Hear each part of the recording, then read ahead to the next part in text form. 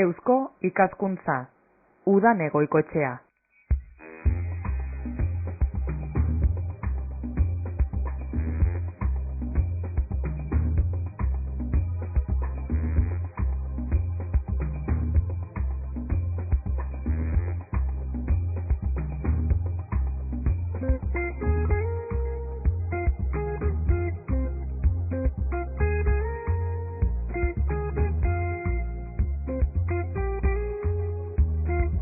Entzuleok eguerdion eta ondo etorri badakizue Eusko Ikaskuntzak bideratutako saioa da berau. Hilabeteko lehenengo eguaztenetan eta azkenengo eguaztenetan egoten gara alkarregaz Bizkaia irratian. Gonbidatuak aurrez aurre eukiten ditugu eta gaiak luze eta zabal jorratu.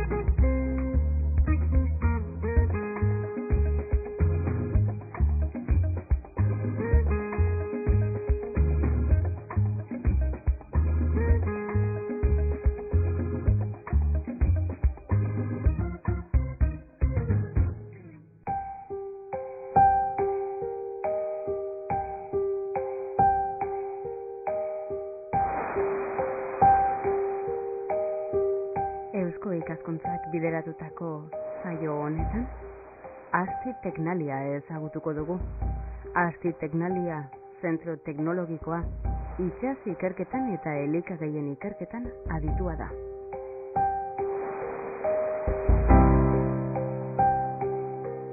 Asti Teknalia bera ezagutzeaz ganera, Bilboko itsasadarraren berreskuratzeaz egingo dugu berba.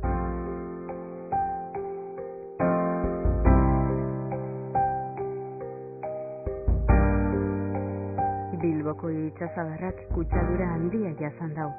Baina zegaitik, noiztik, zein motatakoa da kutsadura hori? Saneamentu planik egon badago, zein helburu dauka plan horrek? Zeineratara ikertu daiteke itsasadarra, nor arduratzen da horretaz? Zein da gaur eguneko uraren kalidadea? Eta itsasadarreko ondoa zelan ete dago.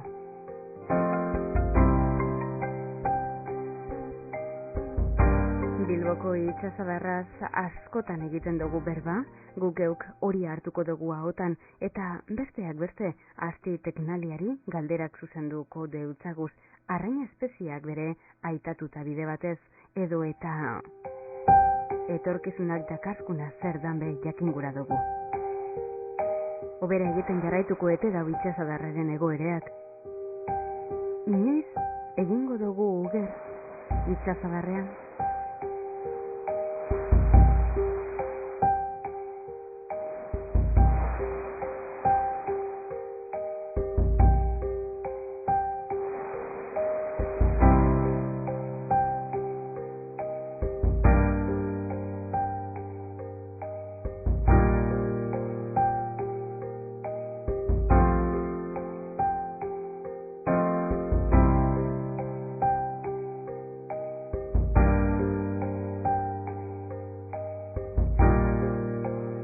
Jo da egon ba, Asti Teknaliara.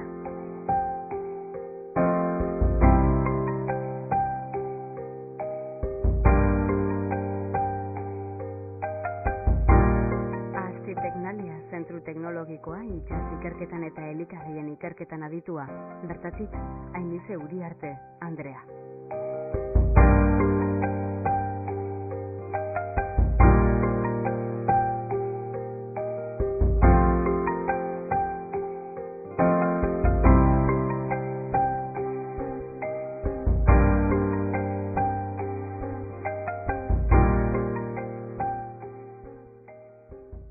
esandako moduan, Asti Teknaliara joko dugu gaur zentru honetara eta bertatik Ainize Uriarte. Ainize, eguerdion, ondo etorri? Eguerdion, seguride. Bueno, batetik Bilboko itsasadarra da ahotan hartuko duguna, baina nik uste dut apur bat kokatzeko labur-labur zera aitatu beharko geunkela. Asti Teknalia zer dan, ez da? Bueno, Asti Teknalian itsasikerketa zai bat daukagu eta bertan, itsasoko arrantzari buruzko gaietaz aparte, ingurumearen azterketak be egiten dugu, ez? Da horretan, sartuko genduke, Bilboko itsasarraren azterketa edo ikustea zelan dagoen, ez?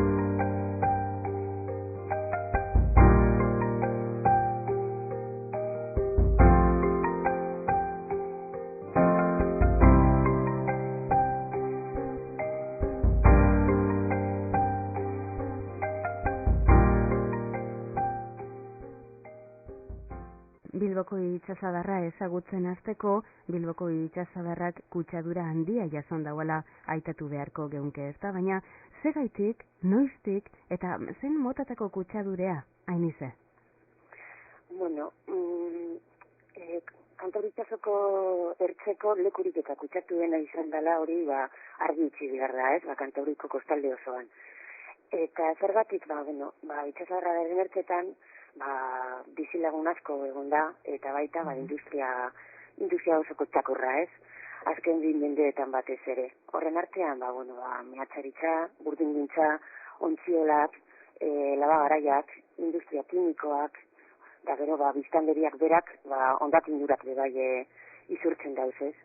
Horren eraginez, horrelako bolan geratu da itsasadarra, ez? Eta, nabarmena da, kutsadura horrek daukan eragina, edo sasoiaretan batez ere eukieban eragina. Itsasadarra zein egoeratan egoan esate baterako, mehatzaritza edo industria kutsadura horregaz? Holan jenteak, kaleko jenteak eta denok ikusten genduna horren eragin lehenengoa zen, usain eta oso kolore txarra zeukala, ez? Batetik, oso oxigeno gitzi eukan, eta horrek zer egarren, bakteriak kontzentrazio oso handizek, eta horren eraginez, fauna be desagertu izan, ez? Batez be, barrukaldien. Eta orduan, egoera aretan, zer da itsasadarraren hobekuntzarako egin zana? Ja bederatzi eta 1989 urtien, onartu zen alako saneamendu plan integral bat, ez? Eta horren, 80ko hamarkadan, hasi ziren lanak egiten, ez? Arraztegiak egiten, baita tuberiak, pompaketa estazioak, eta bar. Eta orduan egindako lan horrek supatatu eban 700 milioi euroko inbertsio bat, ez? Holan, Espainian edo Estatuan holako begirada bat botaz, izango ginduke, ingurunean egin den olako aktuaziorik eta garrantzitsueten ekarrikoa izan dela. Beraz, esan geinke, 80ko hamarkadan hasi zela garbitzea edo depurazioa? Bai, baina orduan hasi zen lehen mailako tratamendu bat, edo beste batera zen da tratamendu fisiko-kimiko bat. Hor ikusten ziren, geroz daudeago bai, zegoela hobeto ez. Baina, gure ustez, hor egon zen, saltu kualitatibo oso garrantzitsua izan zen, 2001 urtean, hor bigarren tratamendu bat hasi zen. Aparte lehenengo tratamendu hori fiziko-kimiko horretaz aparte, gero da, 2001 urtean eukien duen tratamendu, edo bigarren mailako tratamendu edo tratamendu biologiko bat, eta horrek asko lagundu zuen, gaur dugun daukagun egorara lortzeko, ez?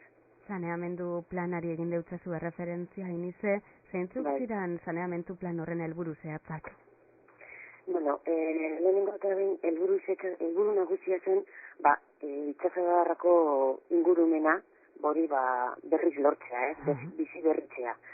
Hori batetik, eta gero, hori lortzeko egin zena zen, uraren kalitatea neurtzeko estandar bat finkatu. Kalitate hori neurtzeko estandar hori zen, 160 oxigenazio maila lortu behar zala. Bai. Beraz, ikerketeari jagokonean, eta entzuleak hobeto ulertu dakien, azalduteko moduan zagoz, zelan ikertzen den itsasadarraren egoerea nok egiten dagoan eta noiz hasita iniz, Bai, bueno, 1989 urtean, Bilbo Bizkaiako patxorgoak, uren patxorgoak, ipini bazan martxan, garraipen lan batzuk, ikusteko zelan ingurumena zelan obatzen zen edo kaltetzen zen, ikusi zein zen arazkeriaren efektua eta planamentu guzti horren efektua, Horretarako lehen hau, 80an hasi ziren, eta gu hasi bezala 1980 urtetik egiten dugu lan hau. Lehenengo urte horietan guk ez duen dinen lan hori. Orduan, horretarako egiten dugu zenak dira, laginak hartu, itxasontzi batez itxasontzi ozenografiko batez itxasadarra, laginak hartu, ikusi zer hartzen dugu izan, ze organismo daukagun, identifikatu, ikusi ze komunitate biologiko daukagun, datu horiek datu baseetan tratatu, eta gero txosten bat egiten da, Hor, guzti hori analizatuz. Orduan horretarako, ingurunean aurkitzen dugu zen, osagai garrantzitsuenak analizatzen dira, baita zeintzu diren adierazleak, bai fiziko-kimikoak eta baita biologikoak, eta hori dana egiten da itsasadar osoan, bai kanpokaldean, abra esterior deitzen den horretan, erdialdean eta bai barrualdean. Barrualdean izaten dugunean da, olabea da eta euskalduna parera arte. Gutxi gora bera. Neurgailua, bai, bota. Ez, segun eta zer aztertzen den, organismoa edo zer nolatako adirazlea edo osagaia, lagin hauek hartzen dira urtean baten, urtean birritan, hirutan, ara lautan. Beraz, neurgailurik zehatzenak laginak eurak litzatekez. Bai, eta gero guzti horren azterketa, bai laborategian eta bai estadistikoki, eta horrek lan handia dakarratzetik. Bai, ez da ikerketea dago, lagina hartu behar, hori urtero, eta, suposatzen lagin bakotxa aztertzeak denporea hartuko dagoela. Bai, nahiko, lehen esan dutzu da nabe bai, batzuk, lagin batzuk, igual, urtean hiru bider hartzen dira, Beste batzuk urtean bai, adibidez, fauna bemertzalaren ikerketa egiterakoan urtean baten jaten gara. Baina, adibidez, beste adirazle batzuk urtean hirutan hartzen dira, Lau hilabeterik behin, telako gauzak.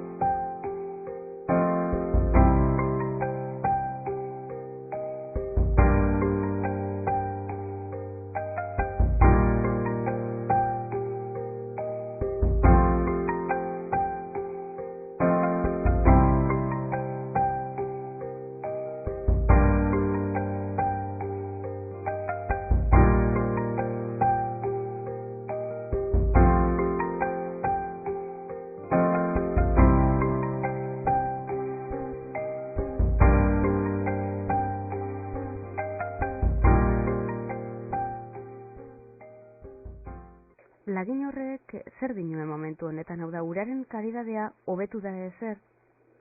Bai, asko hobetu da, bai. Nabarmena da hori, ez da? Bai, hori nabarmena da. 90.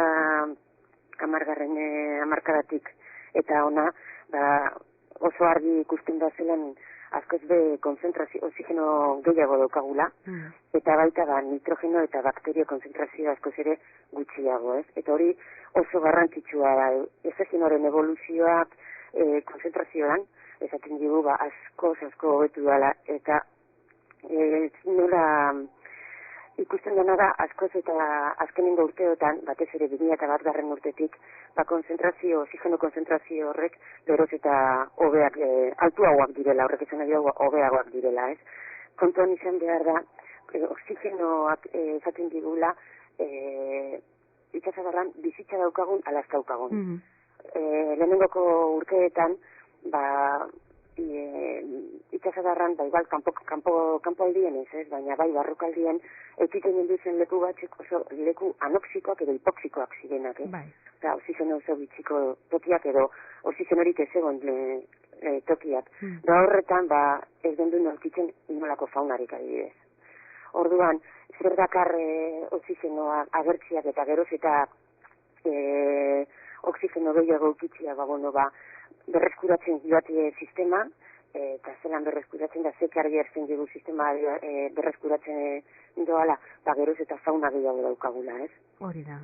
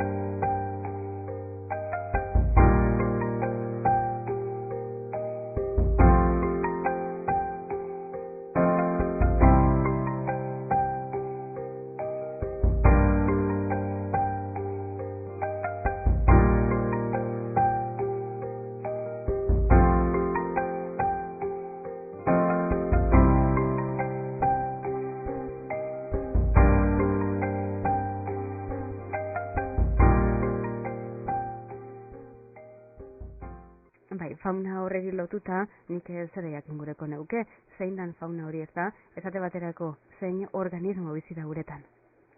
Bueno, uretan balde batetik izango bendeke plaktona, ez? Plaktona, fitoplaktona, plakton bezetala izango benduke, eta baita zooplaktona, animaliak. Gero horretaz aparte, baita dauzkaguz moluskuak, almejak, gero karakol txikitsuak, baita krustazeoak, gamba antzeko organismoak, baita dauzkaguz itxastrikuak, baita itxasizarrak, gauza asko, bai uretan bertan eta baita gero sedimentuetan neuretan bebai, Eta ondora begiratu ezkero? Zer dago itxasadarreko ondoan? Bueno, batetik almejak eta azkeka lehen zen dugu generalian zer aurki genezake. Baina, ondoetan normalian karakolioak egoten dira, baita almejak, baita alako krustazeo ezberdinak, badaude baita triku batzuk ondoratuta bizi direnak, baita izar batzuk ere hor sedimento tartean bizi direnak, baita gero zizareak bebai, zizare ezberdinak, espezie ezberdinetakoak, da horretan bizi diren ikusten da geroz eta espezie gehiago aurkitzen dugu izan bebai, ez? Horre ondoan sartuta sedimentuan bertan bizi diren animali horienetan, ez? Eta orduan ikusten den arabera sedimentuak lehen oso kontaminatuta egon zirela, baina orain dauzkagu zen lehenengo metrotako sedimentuak askoz kutsadura gutxiagokoak direla. Horren zergatia da, azkenengo urteetan sedimentuak organian pilatu diren sedimentuak askoz kutsadura karga txikiagokoak direla. Arraini erreparatu ezkero, arraini espeziak aitatu ezkero, zenbat espezie dagozan esateko moduan zagoze? Bueno, gutxi gora bera 50 espezie, berdin, detektatu dugu itxasar osoan, esan behar da, adibidez, kanpokaldien, orduan hor dibertsitatea handiz dago dela, ez? Espezie bota gehiago aurkituko dugu zela. Baina adibidez, oso garrantzitsua da, zelan, 2001 urtetik Olabeaga parien, Olabeaga Euskalduna parien hor, hasi ginela, arrainak aurkitzen eta baita krustazeoak. Eta, azkenengo kanpainan, egin duen urrian, 2006 urtean, hor, aurtean aurkitu dugu antxoak, txarroak, lenguaduak edo, baita txaparruduak edo deitzen diren alako arrain txiki batzuk, baita kabuziak eta baita eskirak, karramarro berdeak, karramarro karratuak. Beraz, ugarituz doaz espeziak. Bai. Askoz eta gehiago, eta bai espezie kopuruan eta baita espezie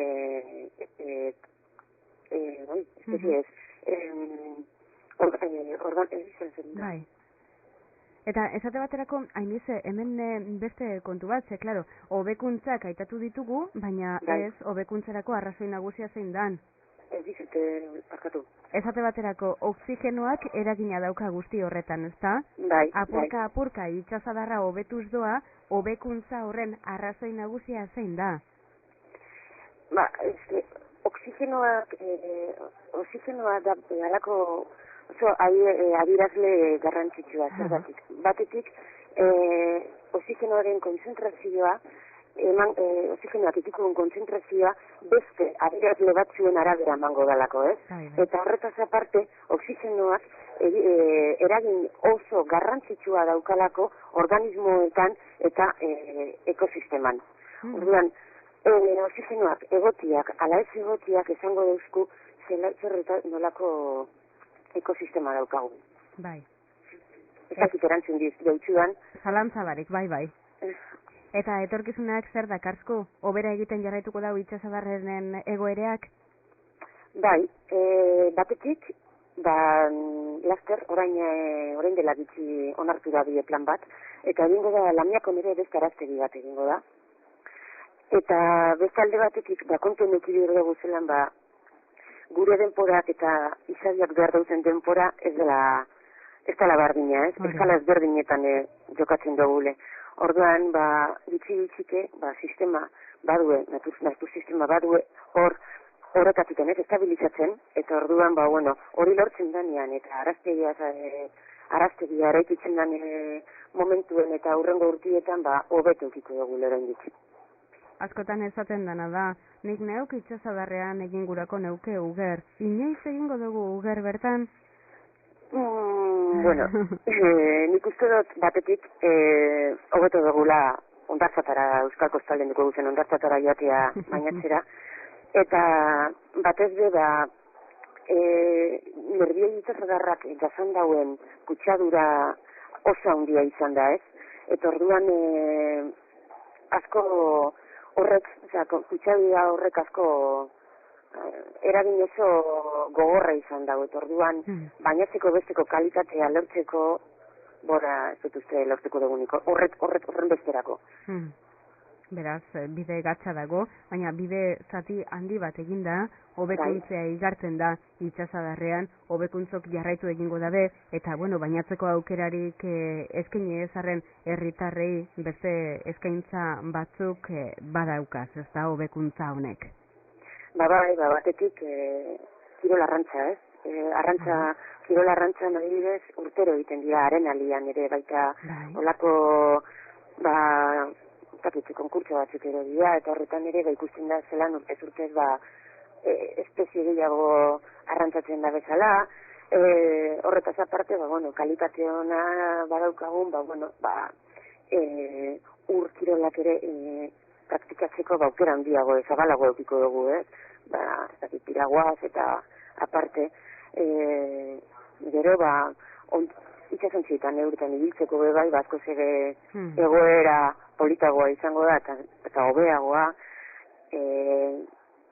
hegaztiak ikusteko ere, geroz eta hegazti gehiago dauzkaguz, batetik Nikolak itxasadarra marea behan dagoenean, eta baita azken urteetan ere, kormoran gehiago ere badago, geroz eta ez da bakarrik uraren kolorean, ez? Ikusten da inguruneak ere beste kolore bat daukala, ez? Azken baten bizitza, ez da? Bai, hori da, eta norbait ere paseatzerako joateko askoz ere atseginagoa da olako leku batan, eta ez eren dela 10 urteko koloreakin edo egoeran, ez? Paseatzea. Asti Teknaliatik, Ainize Uriarte, eskerrik asko Ainize, Bilboko itsasadarra ezagutzen laguntzea gaitik, mila esker Bizkaia irratiaren sintoniarako tarte bat egitea gaitik. Seguri. Eusko ikaskuntza.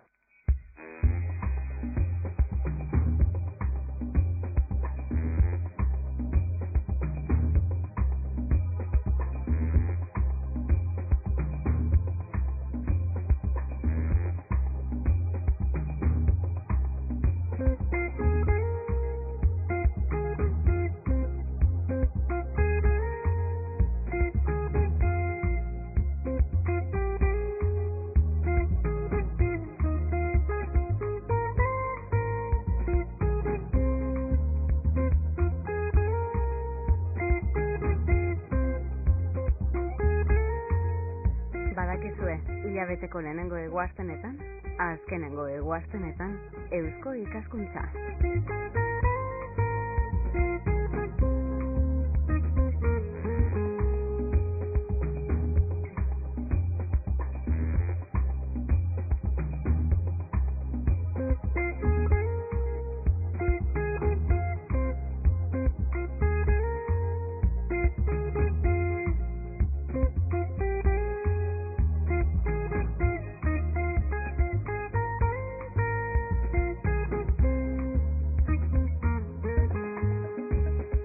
Bilboko itsasadarra ezagutu dugu.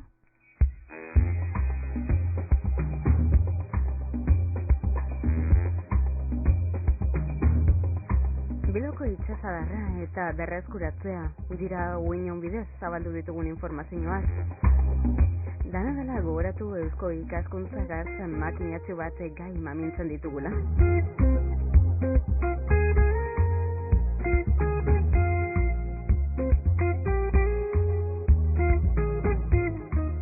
Ikaskuntza Bilbon dago Maria Dia de Aro kalean, 11. zenbakian, bertako telefonoan 94422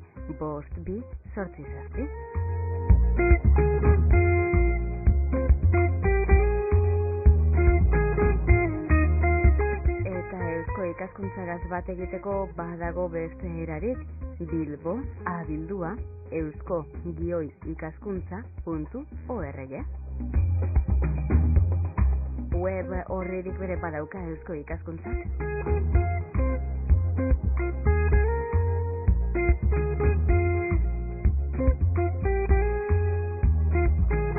Eusko ikaskuntzako web horria, hau da, irubebikots.euskoikaskuntza.org.